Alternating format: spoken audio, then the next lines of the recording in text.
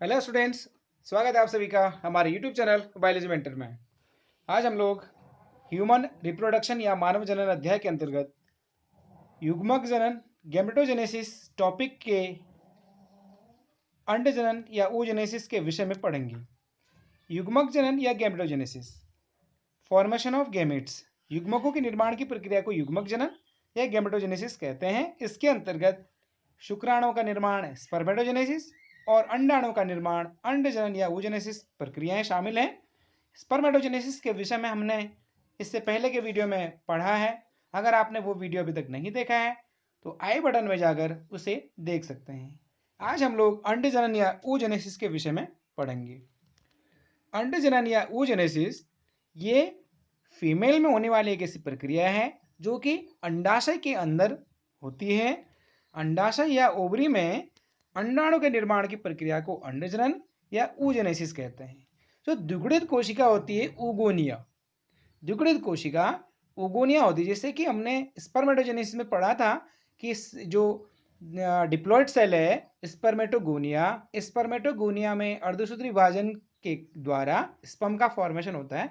उसी तरह से oogenesis में जो oogonia सेल है डिप्लॉइड सेल, इसमें अर्धसूत्री विभाजन होगा तो इसके द्वारा अंड या एग का निर्माण होगा। इस प्रक्रिया को अंडजनन या oogenesis कहते हैं। स्पर्मेटोजेनेसिस और oogenesis में कुछ सिमिलरिटीज हैं और काफी सारे डिफरेंसेस इन दोनों में है।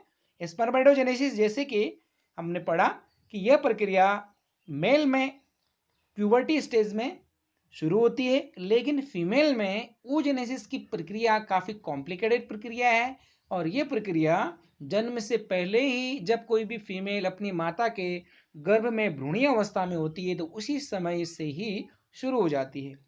जब फीमेल केवल माता के गर्भ में 20 हफ्ते की होती है तो उसके ओवरी के अंदर लगभग 6 से 8 मिलियन एक एग मदर सेल कह सकते हैं उसको कि प्राइमोर्डियल जर्मिनल सेल्स का निर्माण हो जाता है, जो कि आगे चलकर जैसे जैसे भ्रूण विकसित होता जाएगा उसकी संख्या में धीरे धीरे कमी आती जाती है और जन्म के समय जो ये प्राइमोर्डियल जर्म सेल होती हैं आगे चलकर oogonia बनाती हैं और oogonia से प्राइमरी oocyte बनाती हैं और जन्म के समय जो प्राइमरी oocyte होती हैं इनकी संख्या लगभग 2 मिलियन के आसपास रह जाती है। कहने का तात्पर्य है कि एक बार oogonia फीमेल के ओवरी में बनती हैं तो उसके बाद उनकी संख्या में लगातार धीरे धीरे कमी आती जाती है और जन्म के समय जितनी संख्या होती है और किशोरावस्था में पहुंचने तक उनकी संख्या में और ज्यादा कमी आती जाती है। तो इन सब पॉइंट्स के विषय में हम लोग आगे पढ़ने वाले हैं। अंडजनन की जो प्रक्रिया होती है वो 3 अवस्था में पूर्ण होती है: गुणन प्रावस्था या मल्टीप्लिकेशन फेज, वृद्धि प्रावस्था या ग्रोथ फेज, परिपक्वन प्रावस्था या मैचुरेशन फेज। तो आइए इन्हें एक एक करके समझते हैं। तो इन्हें हम जो 3 प्रक्रियाओं में डिवाइड किया है, पहली प्रक्रिया गुणन प्रावस्था के विषय हम लोग समझते हैं। इस प्रावस्था में अंडाशय की प्रारंभिक जननिक कोशिकाएं या प्राइमोर्डियल जर्मिनल सेल अनेक समसूत्री विभाजन के द्वारा oogonia का निर्माण करता है। जो प्राइमोर्डियल जर्म सेल है या प्राइमोर्डियल जर्मिनल सेल है, इसमें समसूत्री विभाजन होगा और उसके द्वारा बहुत ज्यादा संख्या में oogonia का निर्माण होगा। इन oogonia में भी अब क्या होगा, माइटोसिस होगा और माइटोसिस होने से यहाँ पर काफी सारी oogonia कोशिकाएं बन जाएंगी। इस प्रक्रिया को क्या कहेंगे, गुणन प्रावस्था या मल्टीप्लिकेशन फेज।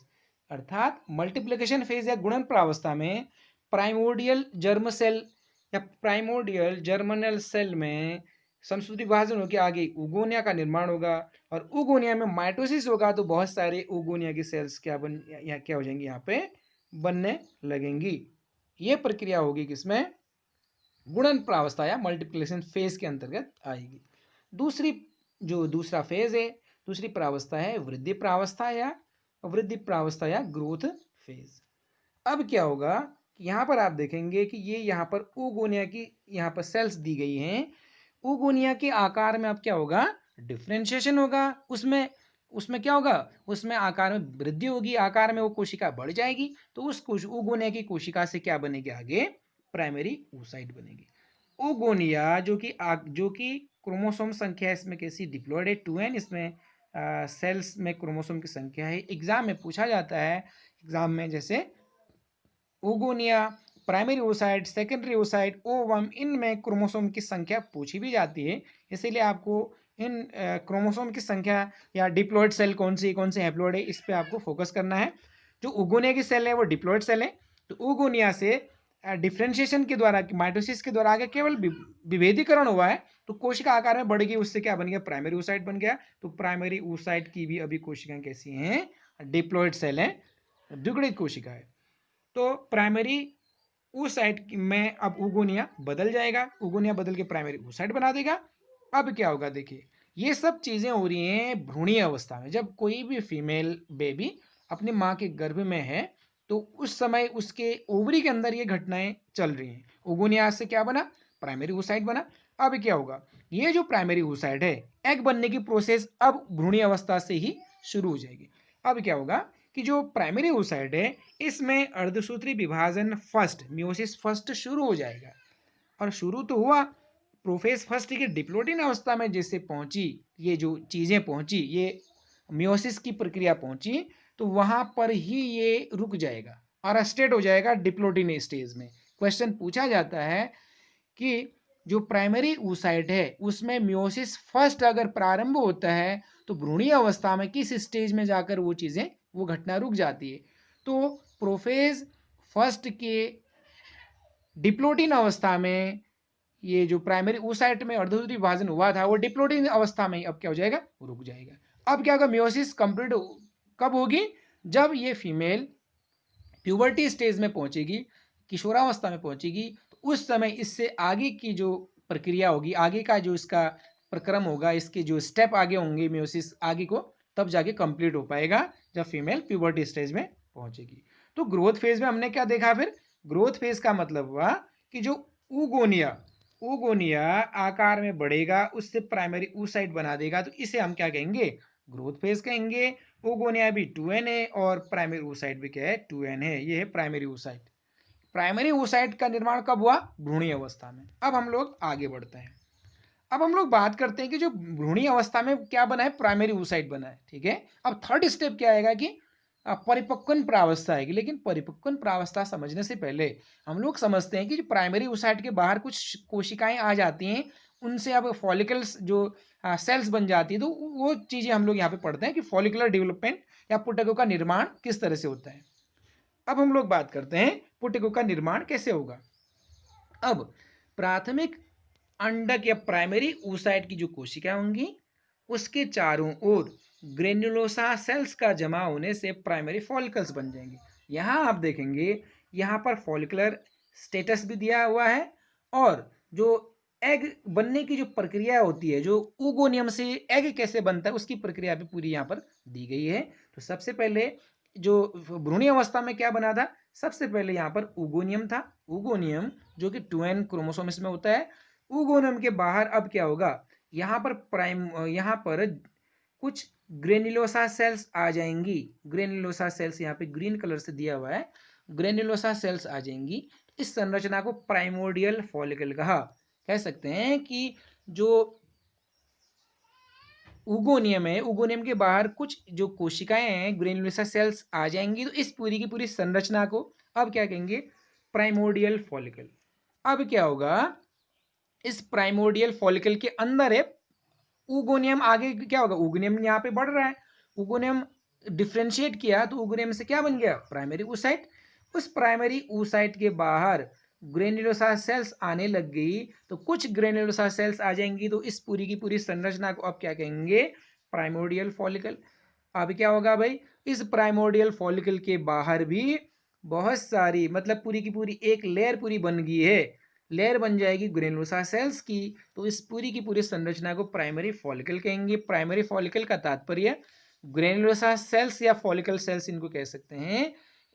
एक लेयर बनी है और अंदर को प्राइमरी oocyte है, इस संरचना को प्राइमरी फॉलिकल कहेंगे। अब जब भी किसी फीमेल का जन्म होगा, तो उसकी ओवरी में लगभग 2 मिलियन प्राइमरी फॉलिकल्स पाए जाते हैं। और प्राइमरी फॉलिकल्स की अगर हम लोग बात कर रहे हैं, तो प्राइमरी फॉलिकल के अंदर क्या है, प्राइमरी oocyte कोशिकाएं हैं, जो आगे चलकर एग बनाने के लिए सक्षम है। अब क्या होगा, जैसे किसी फीमेल का जन्म हुआ, तो उसके ओवरी में प्राइमरी फॉलिकल्स पाए जाएंगे, जिसके अंदर प्राइमरी oocyte उपस्थित है। अब क्या होगा कि जो प्राइमरी फॉलिकल है, प्राइमरी जो फॉलिकल है, प्राइमरी फॉलिकल की संख्या में धीरे धीरे कमी आती जाएगी। जब कोई भी फीमेल का जन्म हुआ तो जन्म के समय 2 मिलियन प्राइमरी फॉलिकल्स पाए जाते हैं, लेकिन जैसे जैसे फीमेल की एज बढ़ेगी, प्यूबर्टी स्टेज को अटेंड करेगी, 10 11 12 साल में प्यूबर्टी स्टेज शुरू होता है फीमेल में, उस समय तक उसके प्रत्येक ओवरी में केवल 60,000 टू 80,000 प्राइमरी फॉलिकल शेष रह जाती हैं। अब क्या देखा हमने कि जन्म के समय 2 मिलियन प्राइमरी फॉलिकल थे, लेकिन फीमेल पहुंच गई 10 11 12 साल में प्यूबर्टी स्टेज में, अब केवल 60,000 से 80,000 प्राइमरी फॉलिकल उसके प्रत्येक ओवरी में शेष रह जाते हैं।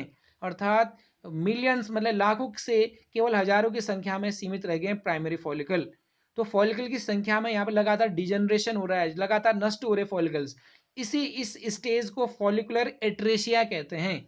बहुत इंपॉर्टेंट मेडिकल टर्म है फॉलिकुलर एट्रेशिया। फॉलिकल की संख्या में लगातार कमी हो रही है, जिसे हम फॉलिकुलर एट्रेशिया कहते हैं। अब जैसे प्यूबर्टी स्टेज में फीमेल पहुंच जाएगी, तब क्या होगा कि प्राइमरी फॉलिकल के चारों ओर और ज्यादा ग्रेन्युलोसार सेल्स आ जाएंगी। यहाँ पे आप देखिए, और ज्यादा ग्रेन्युलोसार सेल्स आ जाएंगी, और ज्यादा आने से एक तरह से थीका की लेयर बन जाएगी। इसको हम थीका की लेयर कहेंगे। जैसे ग्रेन्युलोसार सेल्स यहाँ पर एक थी, और ज्यादा यहाँ पर ज्यादा ग्रेन्युलोसार सेल्स की लेयर आ जाएंगी, और उससे एक थीका की लेयर बन जाएगी, और बीच में एक छोटी सी केविटी बन रही है, बहुत ज्यादा छोटी केविटी बनती है। इस स्टेज को आप ऐसे प्राइमरी फॉलिकल से जो आगे के स्टेज में ये फॉलिकल बना, इससे हम क्या कहेंगे, सेकेंडरी फॉलिकल कहेंगे। प्राइमरी फॉलिकल में ग्रेनुलोसार सेल्स और ज्यादा जम आ जाएंगे और छोटी सी केविटी बन जाएंगी। इस स्टेज को हम क्या कहेंगे, सेकेंडरी फॉलिकल कहेंगे। अभी भी सेकेंडरी फॉलिकल के अंदर क्या है, प्राइमरी oocyte है। अब आगे की स्टेज में क्या होगा, जो सेकेंडरी फॉलिकल था जिसके चारों ओर बहुत सारी ग्रेनुलोसार सेल्स थी, अब इन ग्रेनुलोसार सेल्स में और ज्यादा ग्रेनुलोसार सेल्स बन जाएंगी, और ज्यादा आ जाएंगी सेल्स। साथ ही साथ इनमें जो थीका की लेयर थी दो भागों में बंटने लगेगी। बाहर वाली लेयर को थीका एक्सटर्ना कहेंगे, ठीक है, और अंदर वाली लेयर को क्या कहेंगे, थीका इंटरना कहेंगे। थीका एक्सटर्ना और थीका इंटरना भी बन जाएगी।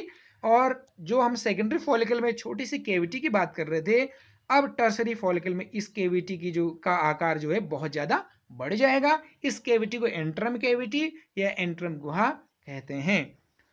हम बात करेंगे कि जो सेकेंडरी फॉलिकल था उसमें प्राइमरी oocyte चारों तरफ से जो ग्रेनुलोसार सेल से सराउंडेड था। अब जो टर्सरी फॉलिकल या तृतीयक पुटक बना, इसमें ग्रेनुलोसार सेल्स केवल सीमित एक ही जगह से है। यहाँ पर आप देखेंगे, यहाँ पर केवल एक ही जगह से ग्रेनुलोसार सेल्स यहाँ पे प्रेजेंट हैं।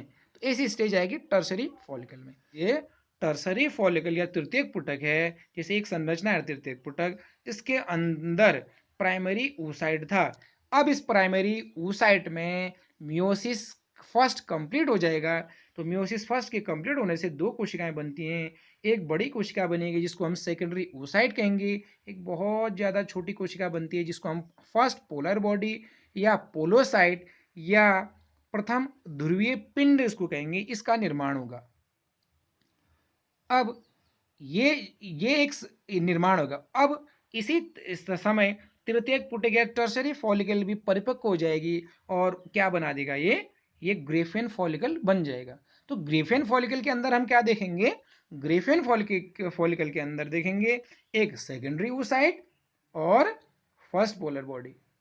और ग्रेफेन जो फॉलिकल होगा, ग्रेफेन फॉलिकल को हम परिपक्व फॉलिकल भी कहते हैं।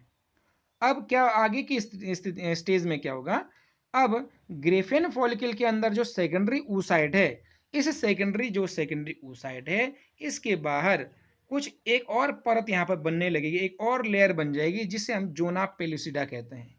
जोना पेलुसिडा कहते हैं, जोना पेलुसिडा की लेयर बनने लग जाएगी सेकेंडरी oocyte के बाहर। अब क्या होता है कि फर्स्ट पोलर बॉडी होती है या फर्स्ट पोलोसाइट होता है, ये पोलोसाइट क्या डिजनरेट हो जाती है, नष्ट हो जाती हैं।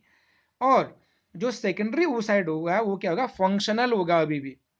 अब आगे आगे क्या होगा, अब आगे देखिए, जो ग्रेफेन फॉलिकल है, ग्रेफेन फॉलिकल जैसे किसी फीमेल में 28 डेज का मेंस्ट्रुअल साइकिल है। मेंस्ट्रुअल साइकिल कितने डेज का है, 28 डेज का है। ठीक जैसे 14 डेज में क्या होगा कि ग्रिफिन फॉलिकल रप्चर हो जाएगा। फीमेल में एलएच का लेवल बहुत ज़्यादा बढ़ जाता है। एलएच का लेवल जो कि ल्यूटिनाइजिंग हार्मोन होता है, जो कि जो पिट्यूटरी ग्लैंड से आता है, अगर पीयूष ग्रंथि से आएगा, आने के बाद फीमेल में एलएच का लेवल बहुत ज़्यादा बढ़ जाएगा और बढ़ने से एलएच के लेवल को के बढ़ने से एग मतलब जो ग्रेफिन फॉलिकल है, ग्रेफिन फॉलिकल अब क्या हो जाएगा, रप्चर हो जाएगा, फट जाएगा। इसके फटने से, ग्रेफिन फॉलिकल के फटने से इससे अब सेकेंडरी oocyte सीधे सीधे अंडाशय से बाहर आ जाएगा और ये आ जाएगा फेलोपियन ट्यूब में। इस स्थिति को अंडोत्सर्ग या ओवुलेशन कहते हैं। ध्यान दीजिए कि किसी फीमेल में जो एग रिलीज जब होता है तो हम एक कन्वीनियंटली हम लैंग्वेज में हम यूज करते हैं कि एग रिलीज होना, लेकिन कभी भी अंडाशय एग रिलीज नहीं होते हैं, वो होता है सेकेंडरी oocyte। तो सेकेंडरी oocyte ओवरी से रिलीज हो जाएगा और वो फेलोपियन ट्यूब में पहुंच जाएगा। तो इस प्रक्रिया को अंडोत्सर्ग या ओवुलेशन कहते हैं। अब ग्रेफिन फॉलिकल तो रप्चर हो गया, टूट गया। इसे ग्रेफिन फॉलिकल है, काफी सारी इसमें क्या थी, इसमें थी ग्रेनुलोसर सेल्स और अंदर सेकेंडरी oocyte था। सेकेंडरी oocyte फट के यहाँ बाहर आ गया है सेकेंडरी oocyte। अब बाकी जो शेष भाग ग्रेफिन फॉलिकल का था वो क्या कहलाएगा, वो कहलाएगा कॉर्पस ल्यूटियम या पीत पिंड या येलो बॉडी, जो आगे चलकर अब क्या करेगा, प्रोजेस्टेरोन हार्मोन का स्राव करता है। और कॉर्पस ल्यूटियम को एक तरह से टेम्पररी एंडोक्राइन ग्लैंड भी कह सकते हैं। एग्जाम में कभी पूछा भी जा सकता है कि टेम्पररी एंडोक्राइन ग्लैंड, टेम्पररी का मतलब कुछ समय के लिए जो एंडोक्राइन ग्लैंड की तरह कार्य करेगा, वो क्या है, वो है कॉर्पस ल्यूटियम, जो कि परिपक्व फॉलिकल या ग्रेफिन फॉलिकल के फटने से बनता है। अब क्या स्थिति हो जाएगी, अब क्या होगा, अब सेकेंडरी oocyte कहाँ पहुंच गया, फेलोपियन ट्यूब में पहुंच गया है। अब सेकेंडरी oocyte पहुंच तो गया है, सेकेंडरी oocyte में अब हो जाएगी मियोसिस सेकेंड की प्रक्रिया, अब क्या हो जाएगी, शुरू हो जाएगी। शुरू तो हुई, लेकिन ये कुछ समय के बाद ये कहाँ आगे अटक जाएगा, आगे मेटाफेज, मेटाफेज सेकेंड में, मेटाफेज 2 में आकर ये फिर अरेस्टेड हो गया। हमने पढ़ा था कि जन्म से पहले जो oocyte होता है, प्राइमरी oocyte में मियोसिस फर्स्ट के, प्रोफेज फर्स्ट की डिप्लोडिन अवस्था में अरेस्टेड हो जाती स्टेज, अर्थात आगे की प्रक्रिया प्यूबर्टी स्टेज में शुरू कंप्लीट होगी। उसी तरह से अब सेकेंडरी oocyte में जो मियोसिस की प्रक्रिया शुरू तो हुई, लेकिन मेटाफेज सेकेंड या अर्थात मियोसिस सेकेंड के मेटाफेज सेकेंड में आकर ये प्रक्रिया अब क्या हो जाएगी, यहाँ पर रुक जाएगी। और ये शुरू अब कंप्लीट कब होगी, जैसे ही सेकेंडरी oocyte के संपर्क में एक शुक्राणु आएगा, एक शुक्राणु या एक स्पर्म आएगा। स्पर्म हमने पढ़ा था, स्पर्म की संरचना में, अगर आपने वीडियो अभी तक नहीं देखा है तो आई बटन में जाकर उसे देख सकते हैं। जो शुक्राणु की संरचना में हमने जो नेक रीजन की बात की थी, उसमें दो क्या होते हैं, सेंट्रियोल होते हैं। तो उन सेंट्रियोल की मदद से अब मेटाफेज कंप्लीट हो जाएगा, क्योंकि मेटाफेज में क्रोमोसोम्स का दोनों पोल्स या दोनों ध्रुवों की तरफ बांटना होता है। तो वो सेंट्रियोल की मदद से जो जो सेकेंडरी oocyte है अपना मेटाफेज सेकेंड कंप्लीट करेगा। तो कह सकते हैं कि अर्धसूत्री विभाजन द्वितीय, मियोसिस सेकेंड, निषेचन या फर्टिलाइजेशन ठीक पहले उस समय होता है जब सेकेंडरी oocyte किसके संपर्क में आएगा, शुक्राणु के संपर्क में आएगा। बहुत ही इंपॉर्टेंट ये एक पॉइंट है, इसको आपको याद रखना है। इसके फलस्वरूप अब क्या हो जाएगा, द्वितीय ध्रुवीय पिंड या सेकेंड पोलर बॉडी भी बनेगा और दूसरा मेच्योर ओवम बनेगा। जैसे जो ये सेकेंडरी oocyte है, ठीक है, सेकेंडरी oocyte में क्रोमोसोम की संख्या कितनी है, n है, ठीक है। अब क्या होगा, जैसे ही कोई शुक्राणु इसके संपर्क में आ जाएगा तो इसमें अब क्या हो जाएगा, इसमें मियोसिस सेकेंड कंप्लीट हो जाएगा, अर्थात मेटाफेज सेकेंड कंप्लीट हो गया है। और इससे दो कोशिकाएं बनेंगी, बड़ी कोशिका को क्या कहेंगे, ओवम कहेंगे, ठीक है। और छोटी सी एक क्या बनेगी, सेकंड पोलर बॉडी। नॉर्मली ये क्या हो जाएगा, मोस्टली ये नष्ट हो जाते हैं, डिजनरेट कर जाते हैं, जिसे पोलोसाइट भी कहते हैं, सेकंड पोलर बॉडी। तो जो ओवम होगा, वो जो रियल जो एग है, जो फीमेल गेमेट है, वो यही है, ओवम है, जो कि आगे शुक्राणु के साथ जुड़कर ये क्या बनाएगा, ये एक फंक्शनल एक जाइगोट बनाएगा, एक युग्मनस का निर्माण करेगा। तो इस तरह से आज हम लोगों ने फीमेल में oogenesis के विषय में कंप्लीट स्टडी की, जिसके अंतर्गत हमने पढ़ा कि किस तरह से oogonia से एग का फॉर्मेशन होता है और साथ ही साथ फॉलिकुलर डेवलपमेंट किस तरह से होता है, फॉलिकल से प्राइमोर्डियल फॉलिकल से प्राइमरी फॉलिकल, फिर सेकेंडरी फॉलिकल, फिर टर्शरी फॉलिकल, फिर ग्रेफिन फॉलिकल कैसे बनते हैं, और कैसे ऊगोनिया से ये कि प्राइमोर्डियल जर्मिनल सेल से ऊगोनिया, ऊगोनिया से प्राइमरी oocyte से सेकेंडरी oocyte और सेकेंडरी oocyte से ओवम का निर्माण किस तरह से होता है। तो कोशिश की मैंने कि बेहतर तरीके से समझाने की। तो आप इस चैप्टर में, ह्यूमन रिप्रोडक्शन चैप्टर में, सबसे कॉम्प्लिकेटेड और समझने के लिए सबसे टिपिकल प्रोसेस oogenesis ही है। उम्मीद करता हूँ कि आपको कई सारी चीज़ें इससे समझ में आ गई होंगी। और अगर आपने इस चैनल को सब्सक्राइब नहीं किया है तो प्लीज़ चैनल को सब्सक्राइब कीजिए और चैनल के वीडियोस को लाइक कीजिए, शेयर कीजिए और हमारे चैनल के साथ जुड़े रहने के लिए चैनल के बेल आइकन को प्रेस कीजिए, जिससे कि हर वीडियो की नोटिफिकेशन आपको सबसे पहले मिले। आज के लिए बस इतना ही। आगे अगले वीडियो में हम लोग मिलेंगे फीमेल में मेंस्ट्रुअल साइकिल को लेके। तब तक के लिए थैंक्स अ लॉट।